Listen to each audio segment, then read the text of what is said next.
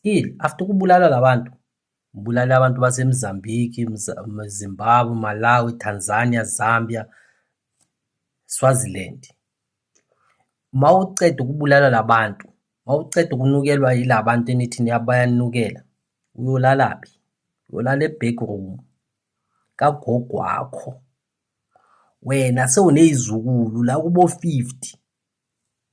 Akaze usebenze ndawo. And masikutshela kaso ufila ungathi siyakudelela. Impilo yakho fucked up. Abantwana bakho ubona injani? Yezukulu zakho wena salwela ukuhlala ebackroom yakugogo wakho. Ongekho sure ukuthi ugogo wakho wamampela. Ngoba izitori zenu ziyathusa. Awukho sure. Ulwela ibackroom because mabangathi bakunikeza the whole house ungayoyithengisa because ama services angeke ukhona ukuwabhadala. Izinto eziningi ekhasi ezibhaya azibhadali, ama rate azibhadali. Thina bafethu asinikhuzi because siyanizonda. Asinikhuzi because mina ngithanda abantu bazi Zimbabwe, ngithanda ibona imicondo yalabantu. Labantu mfethu bafika phambi kwenu. Umuntu asuke la asuka khona. Angena nix. Angena nix mfethu uthola umuntu uze namabhuku ayi2. Afika acashe room. Wena usahlala kule backroom yakini. Asipani. Wena makadlula yale fries i2 awugayi i2. Aka lo muntu yakha la asuka khona. Build the future. Wena wena uzazi ukuthi wena awusekho sure ukuthi uku-present, uku-past, ubheke awazi uyabuya ukho sure. Ngoba uhlala ebackroom yakini. Ubheke igrant ye370.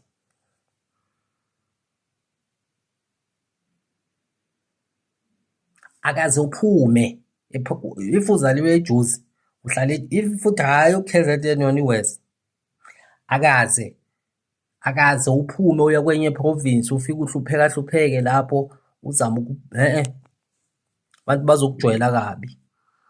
Kunemisebenzi wena ongeke uyenze because wena awusishangana. And mele thina sikufatela ini because useless. Umema kulini wena mawuvuma uvuka nje umema kulini. Mina mfethu mina ngiyofatela laba basipanayo mfethu. Umuntu noma ngasipana yenze 200 ngenyanga uye kumele ngimfatele than wena useless. So laba bathi mina ngithi campaigner uZuma ngipromote iEFF akuna stress. Mina angisi member yeEFF. All I'm trying to say la ora ukunibonisa ukuthi ihistory inokuziphinda kaningi. uMalima kule 13 years yakhe nibonile stadium kunjani? Most yalabantwana abasemva kuMalima noma ngabajikela sebabenefitile ngoMalima, bafundile, abanye babo banamakubo wakho uMalima, uZuma. iKZN bafethu history yebetrayal from Fantuka. Yithini nginitshele ngoZuma nginganihlangahlanganisa neMK njengoba iso unomunye ubaba la uthi kanti nalama organization wabo labor law wayingaki. Hayi South Africa isenamthetho serious on a very serious note. uZuma bafethu la bekahlala khona eMaputo eMatola iLiberdad imina iLiberation inkululeko somewhere kuleyo nto leyo yalapho. And eMozambique bese inayo ifreedom ngaleso sikhathi. Ifreedom kabani lebe bahlalela yona lapha sharp. Ama members walama social lawa wafika eMozambique wase South Africa. uZuma ke waba yipresident yase South Africa. Kuwa honora nini? Athi namhlanje ilanga la namhlanje si dedicate kulabantu abafe lapha. Because if ever Angisho ukuthi akazi kwenzeka. If ever akazi kwenzeka, that's a big betrayal. Abantwana babantu labo. Some of abantu abafe ema-exile bafethu, ngisho nama-families member wabo abazi ukuthi bapheleliphi. Ama-answer awafikayo ezindlini emakhaya ukuthi asimazi, ujikile, kwasha kwavutha kwacisha. Angithi uZuma, ngisho i-betrayal. Ngisho nje i-history betrayal injalo. uSamora Machel njengoba abulawa lapha embuzini, sengibona ezinye izinto mangilongicheka ngibona ezinye izinto engeke ngizikhulume because zinde ukudlula impilo yami. Mara uSamora Machel is confirmed that he was killed in South Africa. 100% sure is confirmed. After uJacob Zuma, uJacob Zuma umunye wabantu abathole i-support kaMachel, i-protection from Samora Machel. After ukuthi uJacob Zuma abe president yase South Africa, uyenzeni ukuthi azama ukutholisisa ukuthi because some of the people ababulala uMachel kulama confession esiwabonayo la ngiwareposte namhlanje, abanye babo basaphila. And I believe ukuthi uSamora Machel deserves justice. Don't you think so? uZuma uzonikhumbula ni njengoba sekayi-treasury ye-MK abize leya 210 billion, 210 million and billion and thousand asase-president. Bafethu asilwe nani, sinibonisa i-history ejwayele ukuziphindaphinda. Aniyekeleni ukudelela amaphoyisa. Amaphoyisa niyawathuka. Ubona abanye labahamba noJacinta KZN bathuka amaphoyisa. Athi ba-useless labantu, what. Mawuceda, labantu laba bathi, mabangathi baya-replicate labantu enibahlaselayo, niphinda nicela i-defense kuwo lamaphoyisa useless. Amaphoyisa abafowethu, abobhuti benu, abobabenu, abantwana benu, abantu. Manje ngamanje la khona izwe lethu lidinga i-leadership, nothing but leadership. Kuma crisis esinawo la eMzansi ongawabala onke, kodwa onke azalwa i-crisis eyi-1 ye-leadership. Sine crisis ye-leadership la eMzansi. Kunezinto ngisho engenasidingo othola abantu begcwele emgwaqeni bemashela into evalid, kodwa engingamele ngabe kuze kufika lapho just because there is no good leaders, there is no leaders, kugcine kuze cost ukuthi abantu ama-civilians noma ama-communities egcine senza izinto wrong, enze chaos, enze ngisho izinto engeke ibasize ngalutho bona beyitshela ukuthi lezo zinto izobasiza.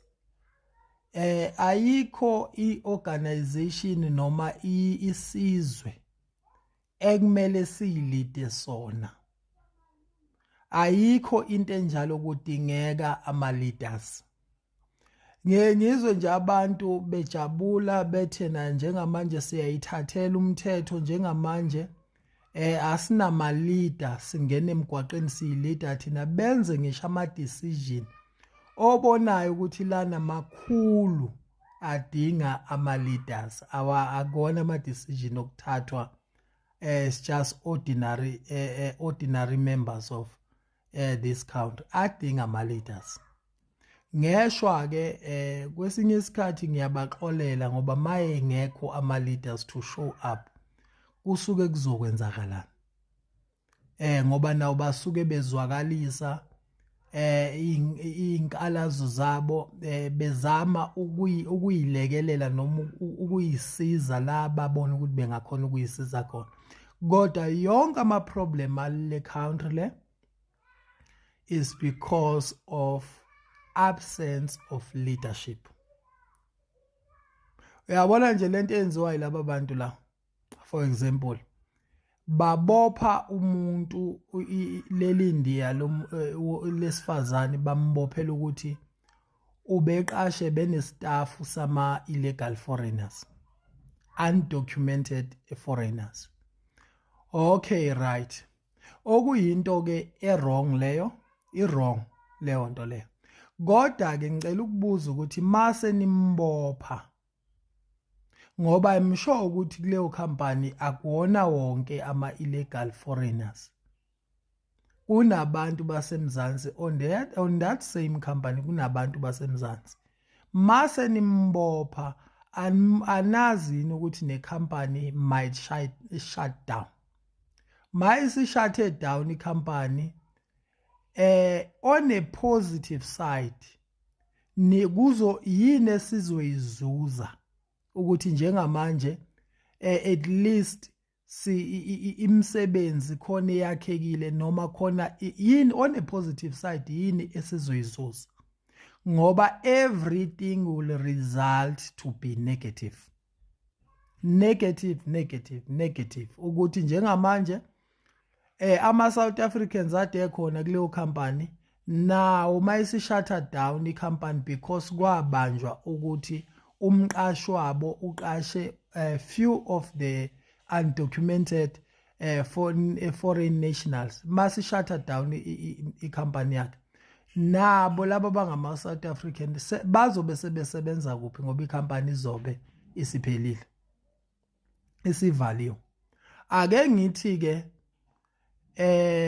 kusebenza kama foreign ama foreigners ama undocumented foreigners odwa kuleyo company of which leyo scenario I think is not very possible, but let us make an example ngaleyo scenario. Ake ngithi ebeqashe abantu abawu10 unabasebenzi abawu10 abasebenza ecompany yakhe noma abawu20 ake ngithi roughly abawu20 basebenza ecompany yalo mama uboshwayo onke uthatha staff 100% ama undocumented foreigners.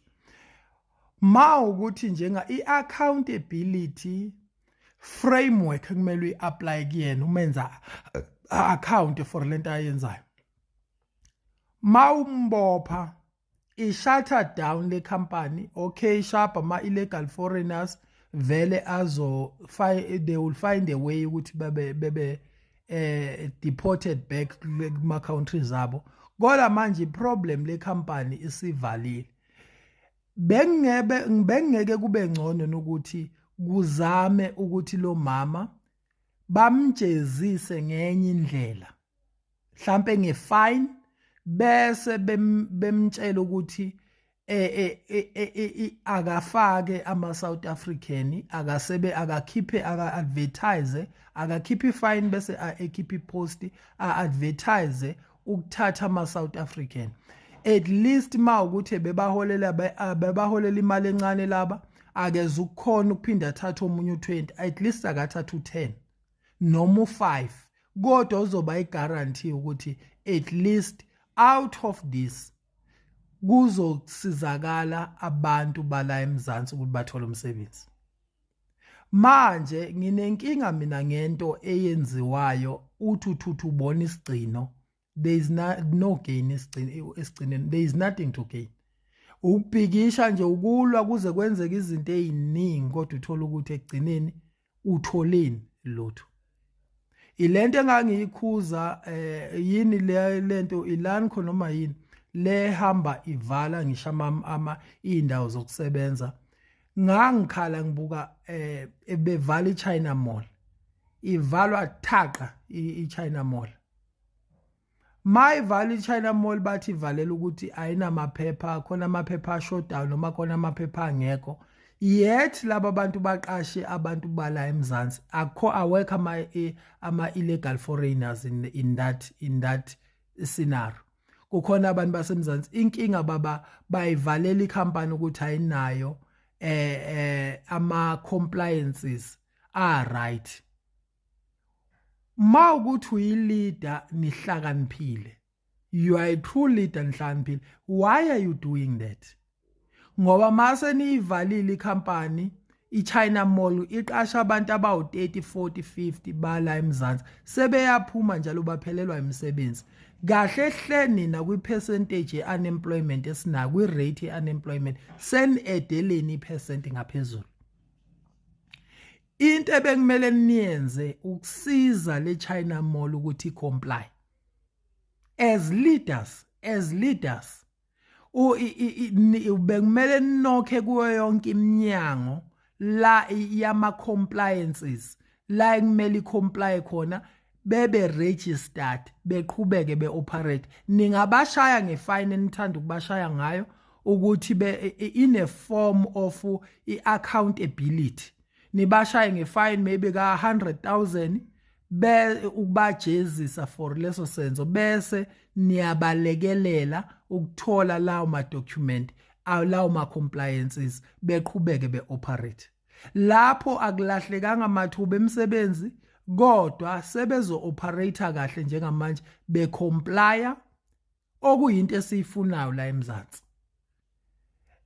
Kuqhubeke futhi mayikhula leyo China Mall, uthola ukuthi isengaphinde iqashe abanye abantu, kodwa manidiliza indawo eyizona eziqasha abantu ngokuthi ayicomply nidiliza, ngicabanga ukuthi kwanani ni-problem. Nani ni-problem njengomuntu ozocisha umlilo aphinde athele upetrol, athi ucisha umlilo uthele upetrol. Manje ayithi ayibole onto le ukuthi i-out kanjani. So kule country ke sidinga leaders, we need leaders. Kunezinto nje eyingenasidingo eyigcine zenzeke kwi-country zingenasidingo, zidinga ngabe ku-step in i-leader yayi-coordinator ngendlela e-right. Akungaze kulahleke imphefumulo, kungaze kuvaleke imisebenzi, kungaze konakele lutho, kwenziwe into e-calculate